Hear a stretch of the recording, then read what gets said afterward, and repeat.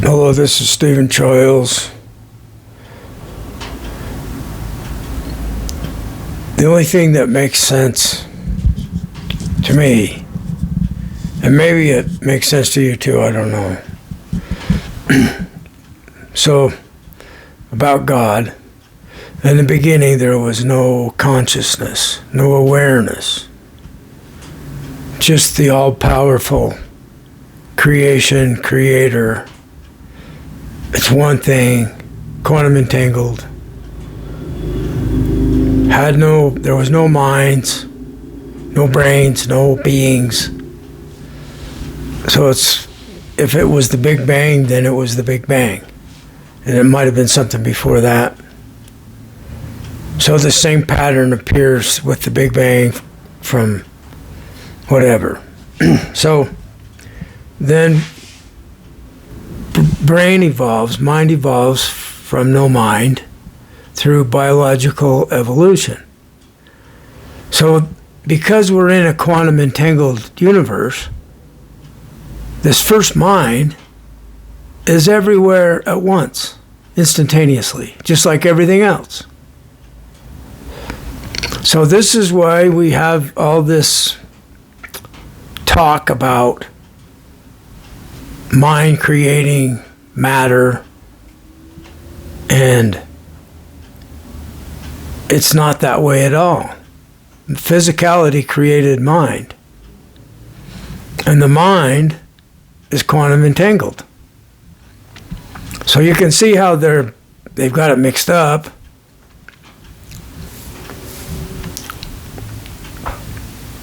The idea that mind causes material is stupid.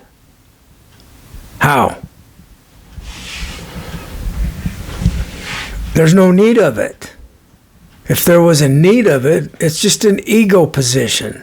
It's just, I don't know what to think. It's a distraction. And it's a way to have an all-powerful creator that has will and choice. No, the emerged God, the oneness of all the minds, is absolutely powerless in respect to the all-powerful no mind that we're forever within. There's no escape. There's no way for the mind to become more powerful than the all-powerful mindlessness. That's the substrate of its existence. So this is what makes sense to me. So I'm in the position of being the powerless one, the one that has a mind, that has perception of power and no power, the duality of power and no power. So if we're going to get help from God, it's going to come from the collective mind. The only God that hears in our prayer is the secondary God. The first God, the fundamental God, has no mind. It's just all powerful. It's like the canvas that the painting's painted on. You can't have the painting without the canvas. So we have lots of science fiction stories and movies about how the aliens are taking over. They're taking over planet Earth. They're conquering the humans. And what are they going to do to us? Whatever they want if they win. So I don't see how that makes sense in my experience. What does make sense is that they already have the Earth. They're already in control of planet Earth. I was given a dream, and there's a war against them because they're doing me wrong. They're doing humans wrong that don't want to be ruled by an authoritarian leader, master. They want us to surrender to them like they're God over us. So that's like the gods of the Greek pantheon, the Hindu pantheon. But the Hindus kind of got a mixture of what I'm talking about. The Godhead. Brahma is from formlessness. We hear a lot of gods that are from formlessness. So that's like the Rig Veda creation hymn. The Creator created the gods. So who told them that? Well, what makes sense to me is there's two groups, because I was told in a dream about the other group that's unfair to us and they have us under control. There's a war against them. Who told me that? Aliens that are above, they don't need to control. They're so advanced. They're godlike. They're just, everything that happens is them. So it's like they have become one with this mindless all-powerfulness. So in Zen Buddhism, the awakened monk says, I have no mind. It's like wonderful power, chopping wood, carrying water. I have no mind. So you get this feeling, how do we understand this? I don't know. It's like an intuition that we can merge or realize that basis of what we are is still what we are. It's what everything is, and it's without mind. So it's like consciousness is built upon unconsciousness. So right now I'm like making an effort to make words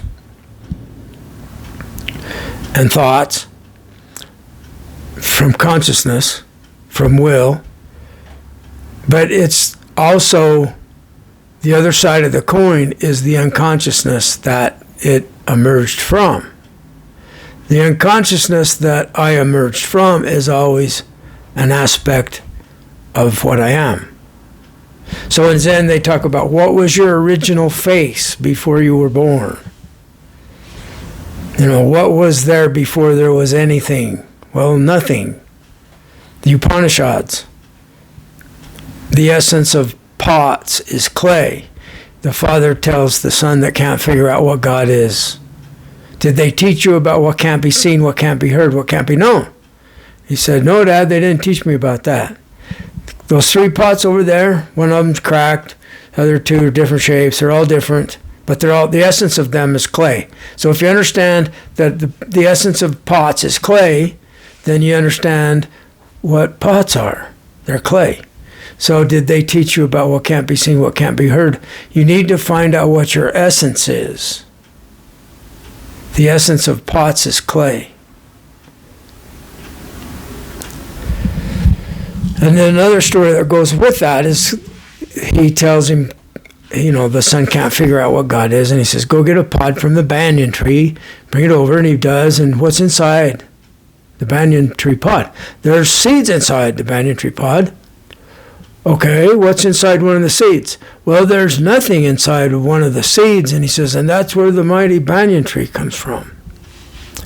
And he awakened. Oh, now I understand. So like Buddha says that what is formless is form. Shunyata. Shunya means zero. Emptiness. Nothing in the cup. Shunya. What's in the cup? Shunya, zero. Zero's in the cup. Nothing. Nothing at all. That's what form is. He says in the Heart Sutra, that which is formless is that which is form. And that which is form is exactly that which is formless. How do we know this? How do we know to write down the creation hymn in Rig Veda? So I think these more powerful godlike beings have been in communication to humans like me and you, through dreams mostly, through visions. And they know about what we're not supposed to know about. I hear telepathically this drama going on, and the ones that have control of us, I can hear them, just like you can hear me right now, but it's not sound, it's telepathic thought. And they know I can hear them, And so they're becoming more open about it. And so they're saying he's not supposed to know. It's like everybody else knows, but I'm not supposed to know.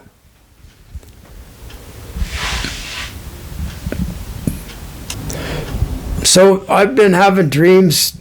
They're telling me that I'm the only one left. Everybody else is not human anymore. In other words, they're a combination human with the controllers that has accessed the human. They've taken over, like a science fiction show. I don't think all the humans are taken over. I'm not. Because I'm rejecting it. And so they're punishing me, trying to get me to give up. They're trying to starve me into submission. They're trying to make everything I do not work. And, I'm very unhappy. I want to get a hold of them all and torture them for all eternity for what they're doing to me. They don't have physical bodies. And they know it. It's like I can't do anything. Throw a temper tantrum. I can't do anything to them. I can't hurt them in any way. And they continue daily punishing me, tormenting me, trying to get me to give up. I keep hearing, you better give up. I don't ever give up. I defeat evil. And what they're doing is evil. They're controlling us. So all I have to hang on to is this dream where there's a war against them from beings that know about them and know about us, that gave me a vision in my mind while I'm asleep, and I was like very vivid, lucid dream, short, right to the point. There's a war against them. I'm going to guide them, and they're not going to control us anymore. I'm in the role of being the Christ that they chose. They choose who the Christ is, and they chose me in this dream. So if they want me to be the Christ, fine, I'll be the Christ. Let's do it. The Bible, Psalms 97:10, see, people were having visions back then, and they were also fighting the controllers back then. So there's the evil component in the Bible. The tyrant God of Moses is a controller. And the Gnostic said that God is a laughingstock because he doesn't have all power. And he claims to. No God has all power. The only all-powerful is the energy from which all creatures, gods, planets emerge from the energy. The energy doesn't have mind or consciousness unless it's arranged into brains of some kind. So they know, and they told in Psalms 97:10, love the Lord and hate evil. Hate evil.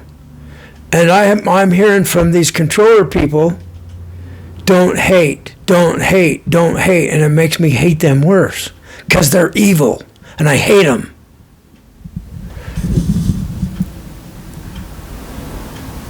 And they work through the people on the planet to try to get me to give up. They want me to surrender to a bunch of bullies, to tyrants. That's how they control the people, is through the tyrants on the planet. So it's kind of like a science fiction story, but it's not a story, it's a fact. In my experience, this is what makes sense to explain my experience. I'm given dreams about the future. So these beings that are controlling us, I can only imagine they're like hanging on to the bitter end when they probably already know about their demise if they lose. And so they're trying to cause reality to go their way where they don't lose control of the planet. I have to surrender to them for them to do that, and others like me. They have to defeat us. We have freedom of speech, freedom of religion. So some of this power from the benevolent higher beings, you can see it in our literature, in our government, like in the Constitution. And then they've made the Constitution nothing but a document to support corporate fascism.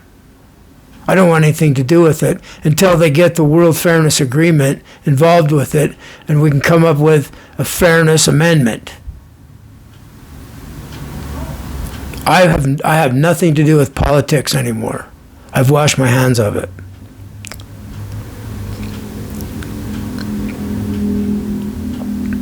Even if the people that I see eye to eye with that are trying to protect the planet, trying to create a level playing field, trying to benefit people, the working man, even if we get back into power, progressives, even if the progressives like Bernie Sanders, AOC, they are stuck with this ungodly bunch of lies that support corporate fascism created by fascist corporate attorneys. What good's it going to do until you get that gone? So we need the law of fairness at the foundation. This law is not fair. Rewrite it. They don't even need all those laws. They just need the law of fairness. We don't need a written law, one, not even one. When someone does someone wrong, we deal with it. The people are all standing up for fairness for each other. We don't allow you to do someone wrong. You need to stop. That's the only law we need. We need regulation. I understand that. Like it's a street light. We have to have a light regulating who goes and who stops. So we don't get killed in the traffic. So there's all kinds of things we need government for to regulate. But it's failed at judicial legislation. Total failure. It's gone. Who's the lot? Who's the boss? Donald Trump. Write down who the real boss is. Donald Trump, or you're fired. That's what he's doing. He's putting out the message that he is the law. So he's getting rid of the book of laws. They don't apply to him. But he's destroying the planet. He's not scientifically minded. He doesn't care what destruction he does to other people. So maybe he's trying to defeat the controller aliens in some strange way.